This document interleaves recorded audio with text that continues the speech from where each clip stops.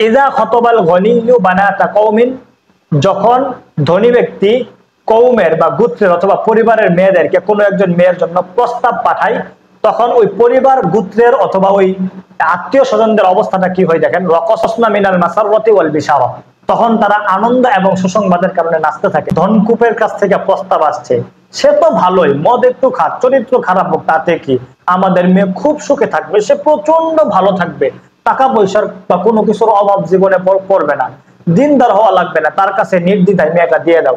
এটা হলো বাস্তবতা।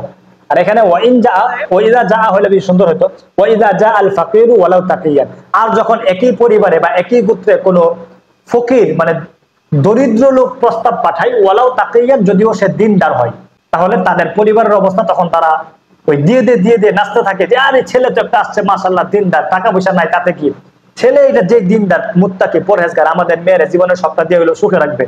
তখন এটা কোনো পরিবার ভাবে না, তখন কি হয়, যাহাবনা ইলা সলাতিল ইস্তিখারা, তারা সবাই ইস্তিখারার নামাজে চলে যায়, যে বাবা তুমি তো দিনদার, আমরা জানি কত ভালো একটা পোলা, তুমি প্রস্তাব দিছো, তোমার প্রস্তাবকে আমরা ফেরাতে পারি না? কখনোই পারি না।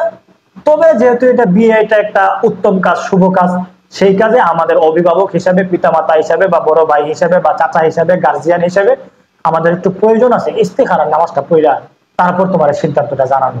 তুমি বাবা যাও, আমরা সিদ্ধান্তটা জানাবো। তারপর সেই ইস্তিখারার নামাজ আর জীবনে শেষ হয় না। ওই তো গরিব, দিনদার হয়েছে, তাতে কি, ওরকম লোকের কাছে কি মেয়ের বিয়ে দেওয়া যায়? ভবিষ্যৎ নষ্ট করবো, মাথা খারাপ? হ্যাঁ।